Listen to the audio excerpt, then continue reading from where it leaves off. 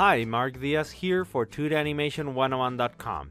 In this lesson, we are going to do character animation. We are going to animate an organic walk cycle, okay?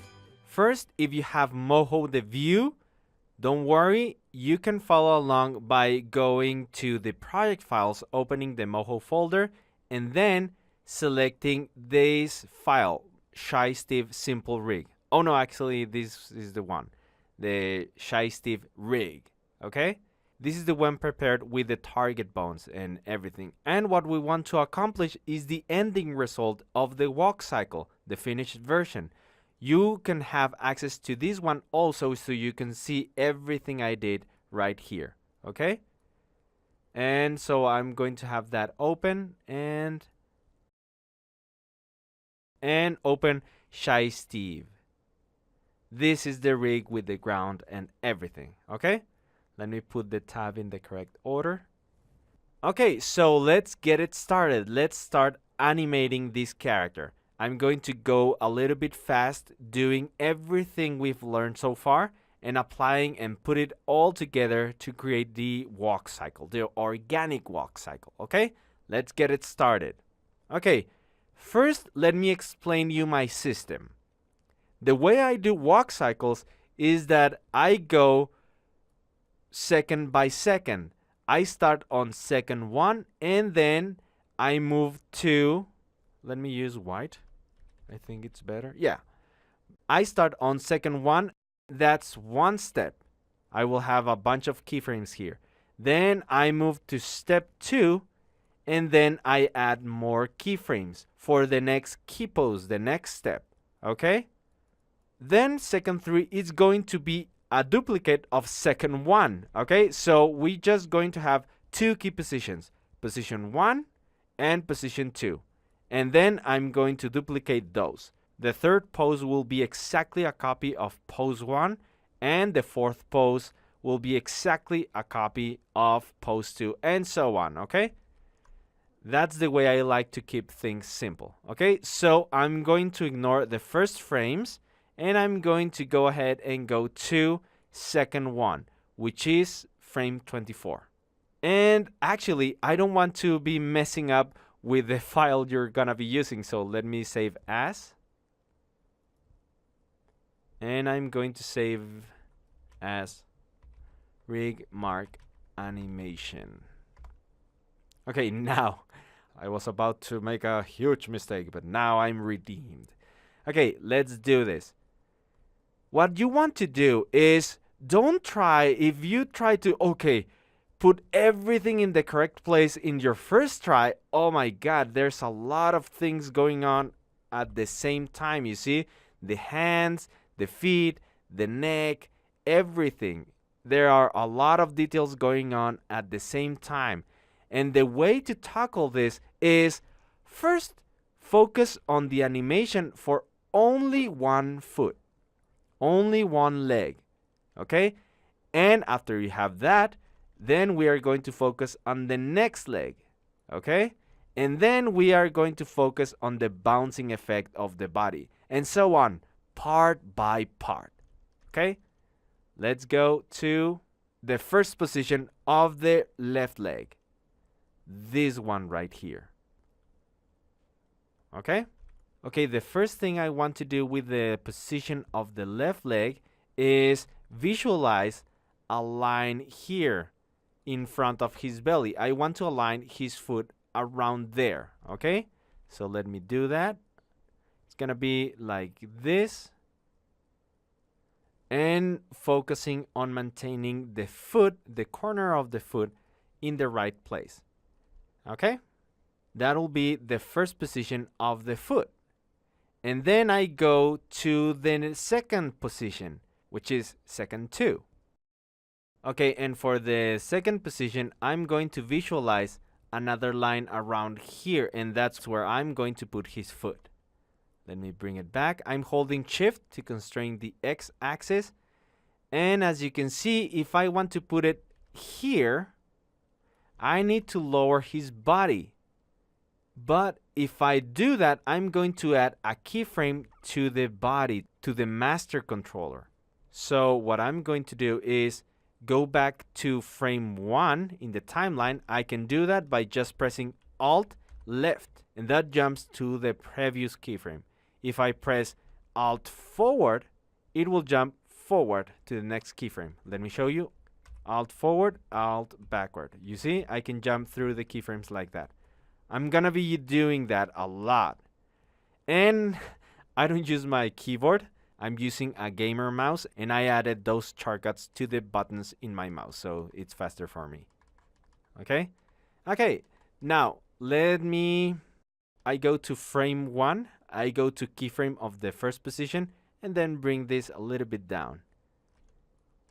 There. Now this allows me to put the second position of the foot more correctly. There, right there on the ground. Okay, so this is the animation I have so far. This is what this feet is going to be doing. I'm just scrolling from one position to the other, and that's what this foot is going to be doing. Okay, all the time. Well, that's the first part. Now let's add more details to this movement. And so because I need this foot to move from the one place to the other, all I have to do is, as I said in the beginning, I'm just going to copy and put this position on key pose 3. Okay, so all I do is put my cursor on second 3, then select those, copy and paste. That's it. Super easy. What I did is I copy and pasted the keyframes of whatever I have selected in the workspace. So I have the correct bone selected, yes, and so I just copy and pasted the correct keyframes. Okay, now let me show you what I'm doing. The foot goes through the ground like this, and then it has to go up and then land right there. Right now the movement is going through the ground, right? What I need is do this. I need the trajectory to be like this, go up and then land. Okay, so for this, right in the middle, right here, I have those two keyframes, right? So right in the middle on frame 60, I'm going to lift this around there. So you see? And now I have this movement. It goes like that, and then it lands. Okay? Now let me tell you how to do this organically. Obviously, this could work for a robot, but not for an organic being. What I'm going to do is make the movement of this leg more organic. Let me tell you how. If we want to apply one of the principles of animation, we will be violating it. Because right now, this is traveling in a triangle form. It's traveling like this.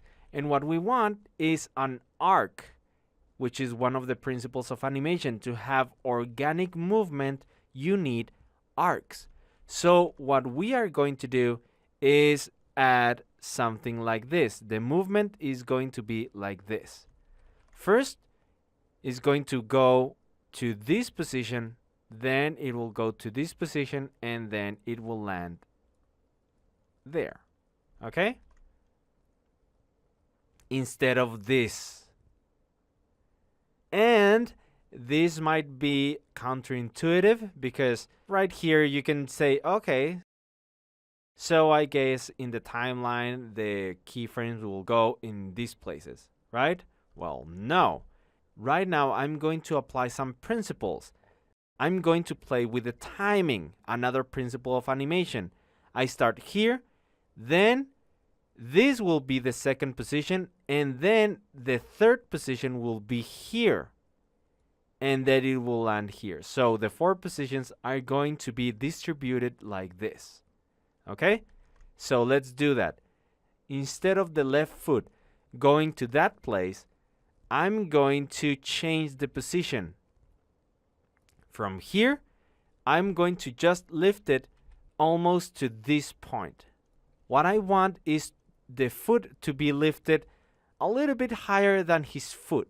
So around there and about here. Okay? So let me put it in that position. Around there. And oh, sorry, I'm moving the wrong keyframe. Let me undo, go to frame 60, and actually I'm going to copy and paste this. I just have the mouse on frame 60, copy and paste position 2. Okay? Now from here, I just lift it to the correct position, around there. And then I go to frame 60, just in front of his leg, of his crotch, around here. Okay? Let me do that. I just select it and put it around there. And then it lands. And so I have this movement. Okay? Let me copy and paste position 2 and put it on position 4. Okay? Let me go to frame 4, then copy position 2, copy and paste. Very good. That's what I'm looking for. Now, right now it looks terrible. Let me tell you why we did this. Because actually, let me show you an analysis file that I created for you so you can go deeper and take as much as you want to analyze the animation. Let me open that file. It's right here. And as you can see, check this foot, the left foot. It has to bend like this. When you're walking, you have to bend the foot like this. Then it stretches and lands again. You see? And as you can see, there are, let me tell you how to analyze this. All of those are keyframes of the whole layer. Of what layer? Steve layer. And the keyframes on the red lines are the keyframes of your selected object. In this case, the left leg. And so, just ignore all of this. Ignore that. And pay attention to those keyframes that we just added. This is that position, you see? So that's why we needed just a little bit up. Let me use blue. A little bit up so the foot can bend like so, okay? And this is the result we're looking for. That will be the animation. It goes like this, then it bends and then moves forward, okay? So now I'm going to do the animation of that foot. The bending, this part. This section right here. Okay, let's do that. I go back to my animation, and now, right now I have the correct positions of this bone. Now I'm going to focus on those other two bones, the bones of the foot. So for that, let me select those. I select both, and I'm going to, let me go to frame 1. And now if I do anything to them, this is what is going to happen. If I go, for example, to this position, to key pose 2, there's going to be an interpolation between the moment I add the movement and the beginning, and I don't want that. So I want to lock that position. I want to lock this position in this pose, pose number 1. Okay, so let me go to pose number 1, select the transform tool, and just click on them. I click to add a keyframe on the rotation on both, and then Control, I want to also stretch. Let me show you why. As you can see, pay attention to this bone. This bone has to shrink. It goes from this. Right now, this is the length. You see, it's very long, the natural size. And then when it goes like this, it gets smaller. You see, a little bit smaller, almost the same size as this one, as the toes. So, because we also need to add a keyframe for the stretch, I'm going to use Control. Look, if you hold Control, you will force scale instead of trying to find the correct spot right here. Adjust Control and click. And now I have two keyframes right here. One for the rotation, you see, the red one, and another one for the scale. This is the representation of the scale. Okay, so now I have that position locked. Then I'm going to lock it again here. So I can just copy and paste the ones from the pose 1. And now I can go to frame 60 and rotate them. Whoops, let me press B and select on an empty space. And then press T to select the transform tool and make this smaller. It's going to go like this. I'm trying to create a 45 angle from the ground. Almost a 45 angle. It doesn't have to be perfect, but almost, okay? So this is okay. And that's the position. Now let me go to frame 66.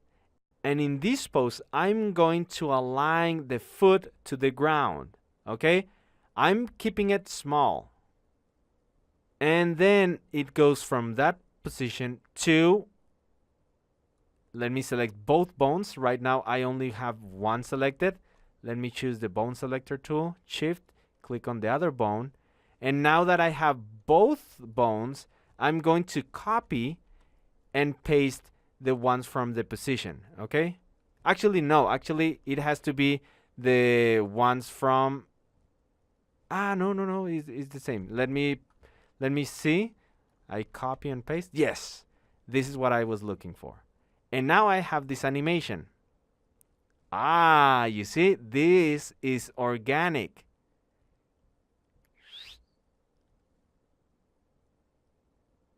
Very good. Very nice. And now I have, that's the animation of the left foot. Okay? Okay, great. Now in the next lesson, we are going to animate the right foot. See you there.